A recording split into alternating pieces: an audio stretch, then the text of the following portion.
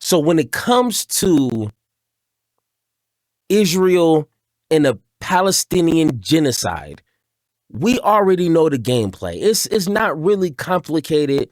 I mean, we're already like what 2 years and some change in, and it's obvious on their playbook. And I'm talking about Zionists. I'm talking about Jewish people who continue to defend something that we're all seeing.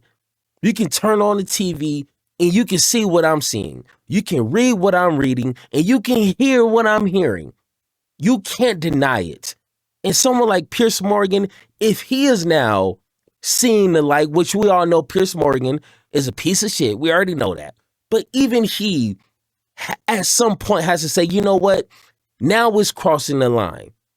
Some of us been saying that months ago, years ago, but now even someone like Piers Morgan is now saying you are crossing the line.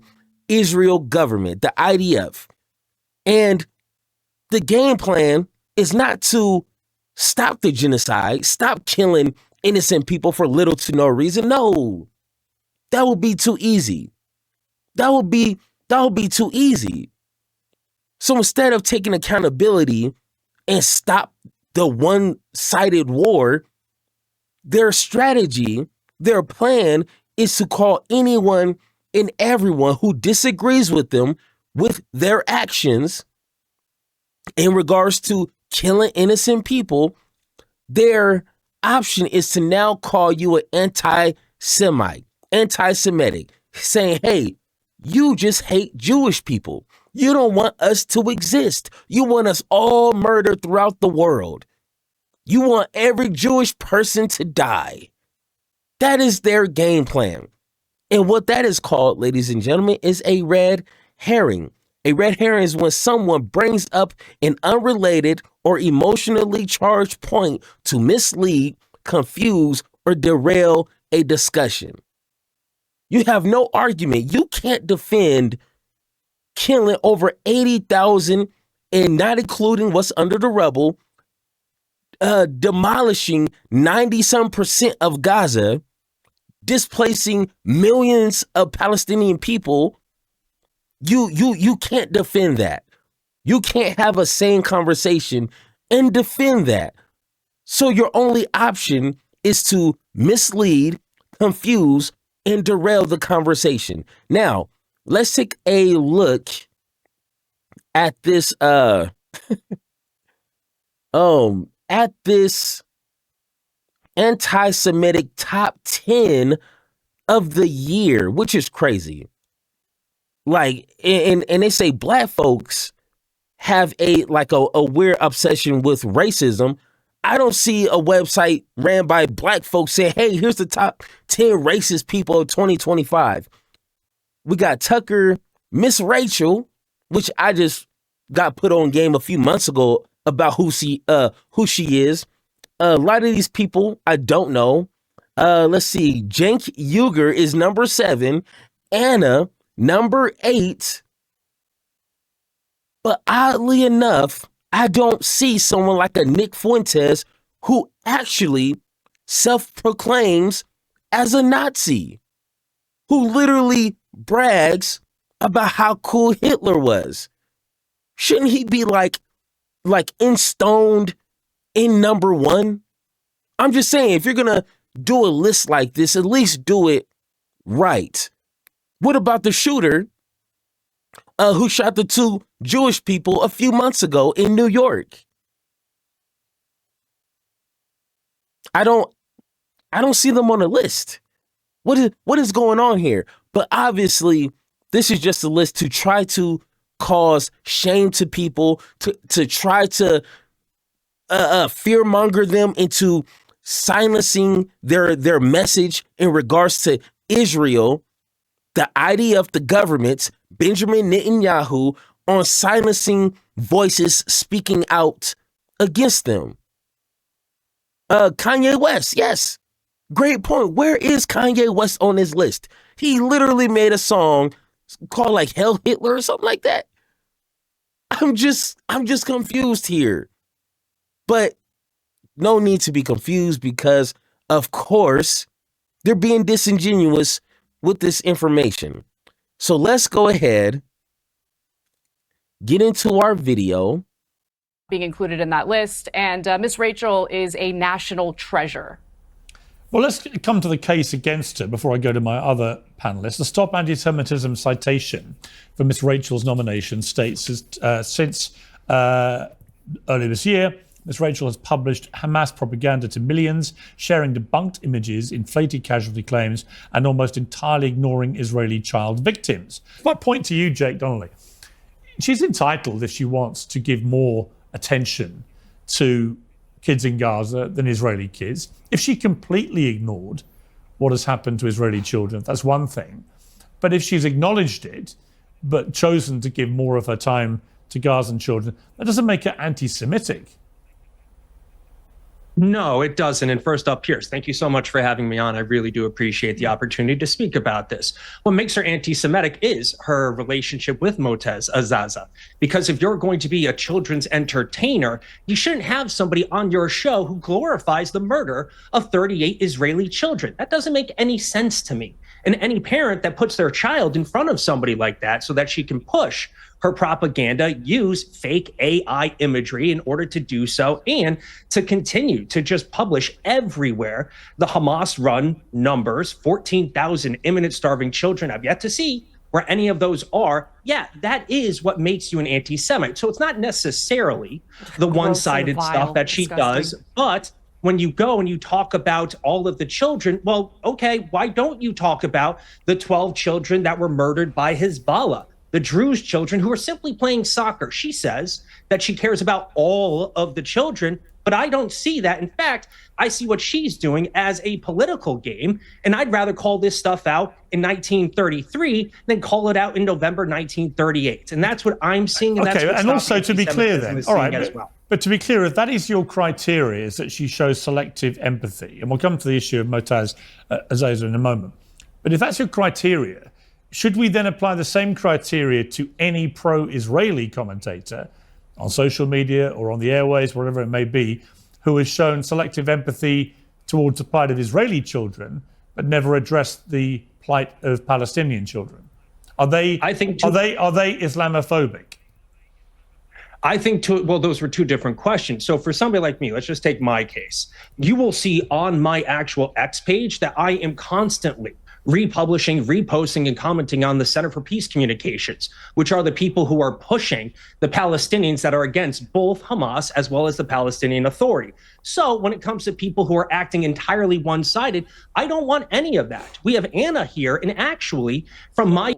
Okay, let me pause it. Now, I hate that excuse when you say the way that I'm doing it is okay. But if you're not doing it like me, then it's not okay. And then now you're anti-Semitic. You hate all Jewish people because you're not doing it the way that I'm doing it. To me, that's lazy. That's not even a real argument. What you need to do is worry about what you're doing. Don't worry about what anybody else is doing. Oh, they're not speaking about, the Israeli children enough, and they're overemphasizing, the Palestinian kids. Like, who cares? If that's what they want to do, let them do that. But you need to focus on what you're doing. And if you're trying to compare what other people are doing as you're the standard, then who can win? If they're not doing what you're doing, then they're anti-Semitic.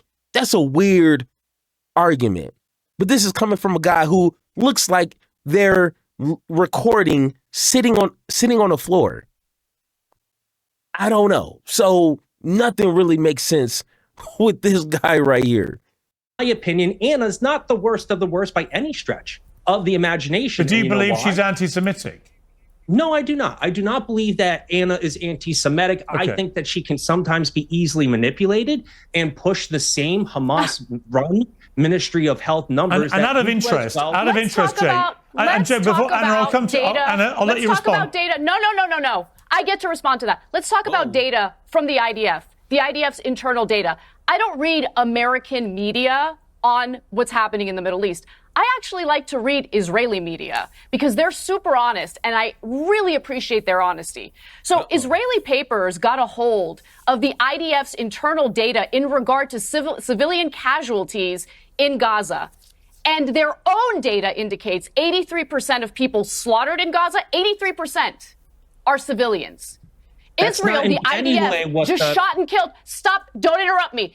IDF just shot and killed an 8-year-old and an 11-year-old in Gaza, claiming that they had crossed the yellow line when no such thing happened. And they tried to make it seem as though an 8-year-old and an 11-year-old are literal militants deserving of the type of slaughter they were met with. Okay, listen, I am not going to sit here and just stomach the ridiculous propaganda and lies that keeps getting regurgitated over and over and over again. You guys have to find better talking points. You really do, because these have been debunked over and over again on this show, and they will continue to be debunked on this show, on my show.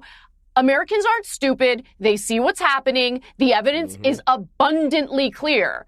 What's amazing to me is the dehumanization of every human life that isn't Israeli or isn't in favor of what that disgusting genocidal government is up to. Okay. Hey, and that right there is facts. That right there is bars.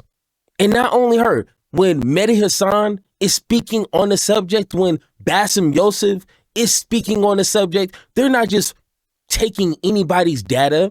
They're not just taking, Washington Post and their information. They are using the information that's coming from the Israeli government. They're using their own recordings of them talking about the situation. And a lot of the people who are pulling the strings, who are making these decisions, they want to wipe out the Palestinian people. It's coming out of their mouth. So, why are we pretending as if we don't really see and hear what's going on? That's simple.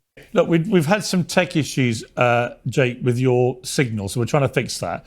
Let me go to Hen Mazzy. Divine intervention must be.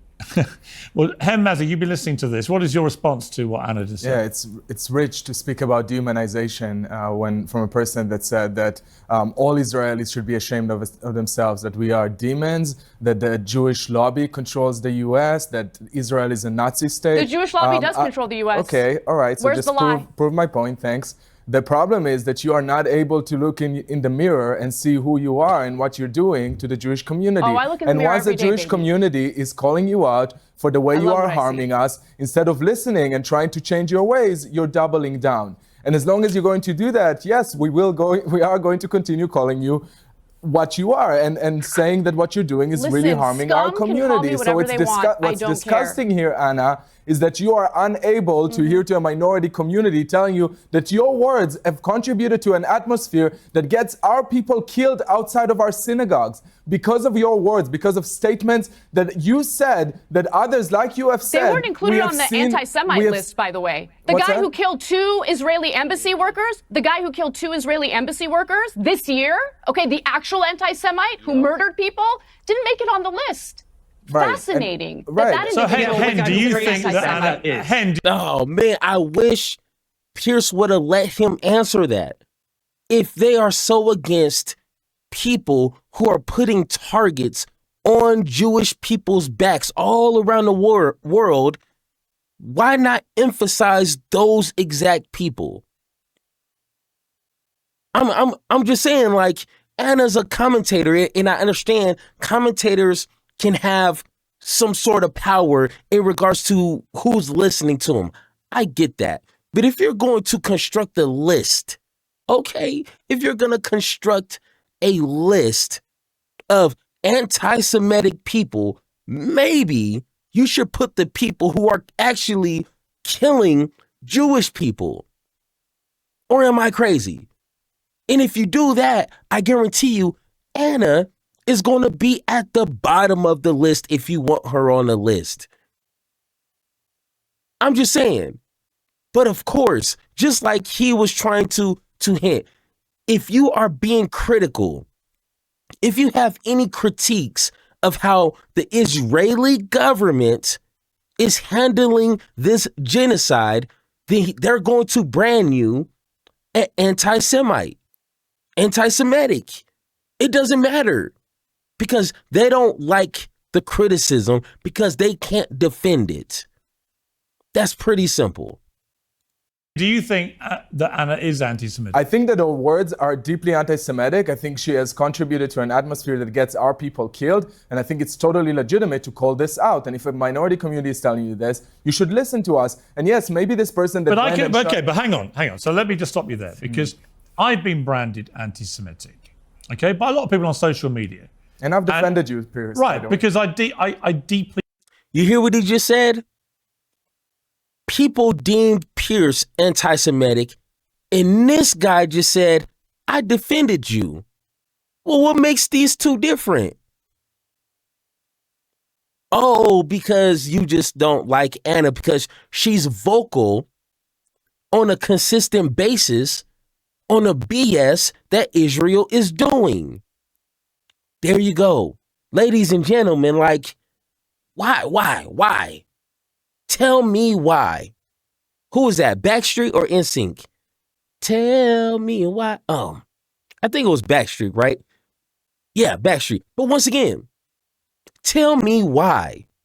But of course, you're not going to get a sufficient answer. Resented. Right. Because as everybody remembers, who watches this show, for many, many, many long months after the October the 7th attacks, I vigorously and loudly defended Israel's right to defend itself. This year, from the start of this year onwards, I began to be more and more critical of the Israeli government, not of the Israeli people, not of Israel. I wasn't denying its existence. I wasn't attacking Jewish people or Israeli people, specifically the government, Benjamin Netanyahu, and also specifically the right-wing headbangers in that government like Smotrich and Ben-Gvir.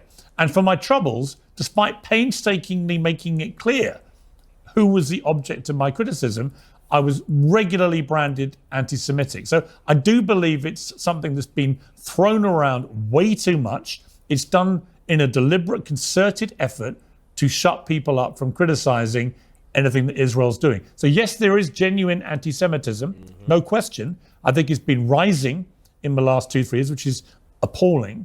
But throwing it around to silence people, and I'm not accusing you, Han, I'm just saying this is what I've been on receiving end, is it's just been used as a stick to censor people and to shut them up. And I think that's abhorrent. Yeah. And I agree with that. I'm not saying that, yes, some people use anti-Semitism too widely and in a wide brush that they shouldn't have to do it. And I think it's true for every minority community. As a gay person, I see how people use the term homophobic quite casually to say anyone that has any criticism of LGBTQ people is homophobic. I understand that it's not like that. And it's the same with anti-Semitism. But that doesn't take away from the severity of people making statements that end up, as Anna mentioned, the same statements that we hear from them are the ones that are being used to shoot Jews outside of our Holocaust Museum in DC. And what about Miss Ray? But once again, what are these statements? I need the receipts at this point because you just understood that people can overuse these terms just for any and everyone. You understood that. You said you understood. And then you double down in what you're saying about Anna. I want to know what are the statements that she said that was anti-Semitic and putting a target on Jewish people's back. You got to tell me these things. And if she deserves to be on that list at number 8, you should at least know something that she said, right? I mean, you would, I know Nick Fuentes said, hey, Hitler was a pretty cool guy. That's all I need to know. But if you're just saying, hey, Anna's contributing to this, like, in what way? Because I watch Anna on a pretty consistent basis, and I never heard her paint a broad brush on every single Jewish person in the world. I never heard her say Jewish people don't have the right to exist. I've never heard that. And trust me, if I've heard that, I'd be calling her out on it. She owes me nothing. I owe her nothing. So once again, you can't just say, hey, she's anti-Semitic and don't bring the receipts. That's pretty lazy. Rachel, do you think she's anti-Semitic? I don't think she's anti-Semitic, but I think she's really misguided. And I think the fact that when she hosted Moatez Aziza that celebrated Hamas on her platform, and then when Jews called her out, she said trying to defend starving children is not anti-Semitism. It played directly into a medieval blood libel that says that Jews are trying to kill children, and we use anti-Semitism to stop her from trying to stop us. We're not silencing her. We're calling her out. We're calling her in, rather. And if she just listened to us and have this conversation, if Anna just listened to us and have a conversation instead of screaming every time she hears Jewish person criticize her, I'm sure that next year she wouldn't be on the list. Well, let me read Miss Rachel's response on Instagram. That is crazy. He said, and he's not trying to have a conversation. Like, whoever is falling for that lie, I'm sorry. But to say we just need to have a conversation, what you're trying to say is you need to agree 100% in what I'm assessing here. That's all he's saying. He doesn't want to have a conversation. No. And that is literally trying to censor people. And if you don't understand what I'm saying, then your name is going to be put on a list. Well, then I'm sorry, because now that list means nothing. If that is your criteria of someone who is anti-Semitic, and we have someone like Nick Fuentes still roaming around and not on that list every single year. At least an honorable mention, at the very least. But of course not. No, of course not. To this nomination.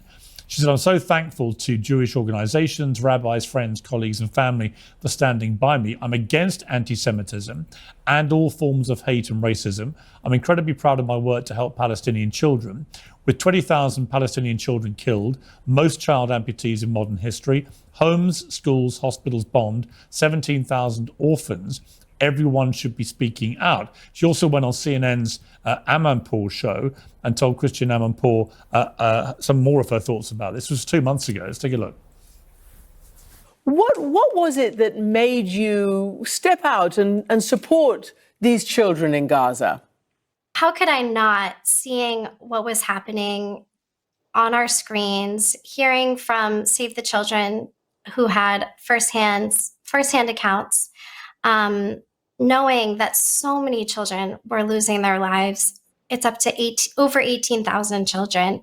So as an early childhood educator, I know what children need. They need food.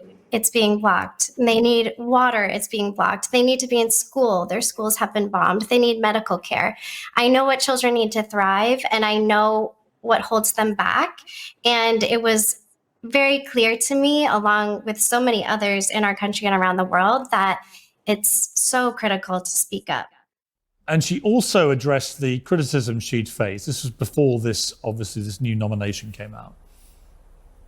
Were you ever worried? Because even before you spoke up, it was a hornet's nest of controversy. The idea of speaking up for, let's face it, Palestinian children after October 7th. I'm not an expert in that area, but I knew that I'm an expert in child development. I have 2 masters in education. I've worked with children my whole life for 20 years. Seeing the images of the children, there was no question that it was the right thing to say something. Okay, so now, once again, it is very simple. It seems like it's not like she's running for Senate or president, because then she would have invoked more political jargon. You know what I'm saying? Like, but clearly she doesn't care about the politics. She doesn't even seem like she cares about the history. She said, I'm not an expert in it. It's like, okay, you don't need to. But what she does have, from what I've seen and from what I've been learning about her, is she loves kids. She wants to educate and help kids grow. All right, cool, do that. And if one of these idiots here, right there, understood that, they could be like, hey, you know, she might be wrong on the conflict, but if she's all about caring for kids, Palestinian kids, Israeli kids, go for it. I have no issue with her. She might be confused or she might be misguided by some information, but hey, if she's all about the kids and helping kids, I'm cool with that. But no, of course, you can't do that if you're an idiot. So, Jake, when you hear what she says there and you read her statement, Let's hear she's his very excuse. keen to stress she's not anti-Semitic. She doesn't hate Jewish people. So why would she be targeted in this way? Well, we've already discussed it. When you are a children entertainer and you bring somebody on who glorifies a day in which 38 children were murdered, well, we're going to have some questions as to But what I've had already people, actually- but my response to that is I've had many guests on here on the pro-Palestinian side, not who've glorified October the 7th, but certainly who've refused to condemn it. So does that make me anti-Semitic for giving them a platform? No, you're a journalist. You're not a children's entertainer, although sometimes it can get pretty childish on this show. But that's not the case here. And if we're talking about anti-Semitism and what actually constitutes anti-Semitism, we already have something on this show where Anna says that 83%, that's just those who were identified. That is a misleading statistic. And either Anna, you know No, it's not. how to read 83% of those slaughtered in Gaza were identified as civilians by the were IDF. identified. So you're not You reading can't the spin it. statistic correctly. So No. do you either know how to read 83% were statistics identified as correctly, civilians or by the are you IDF, doing this according on purpose? to Israeli You're the one that papers. talked Everyone about check let's that not out. have- Yeah, everyone can You're the one that Google talked it. about You It's have no fine, and argument, everyone can see the because the shit. truth is You're on the my one that's side. And I know propagating that's so pro-Hamas difficult. So stop propaganda. embarrassing yourself. Hey, okay. Please be quiet. Please be quiet. It is not complicated. We can argue numbers. We can argue, oh, it says 83% here. No, over here it says 79%. It does not matter at the end of the day. You need to be able to see this situation and understand that the idea of the Israeli government has killed way too many people, where people all around the world now understand, backed by experts, that this is a genocide. And too many civilians, too many of those civilians are kids and women. And if you are too on your high horse, if you're too pro this and pro that, to say, hey, that shouldn't be happening. I understand this is a war, but I don't want to see kids die. I don't want to see innocent people dying. So we need to tell the Israeli government they need to stop. If you can't simply do that, you are an evil, despicable human being. Not even a human. Yeah, pretty subhuman to me. That's simple. Like it's not even complicated. But once again, free Palestine and release the Epstein files. Jeez. I've been wanting this shit forever. I've been in the field with whatever they throw at me. Brush it off, pick myself up, moving on to the better. Hey. Ain't no errors, baby. It's a new era. I wake up early, feeling rich like I'm Kesha. I get to the paper, boy.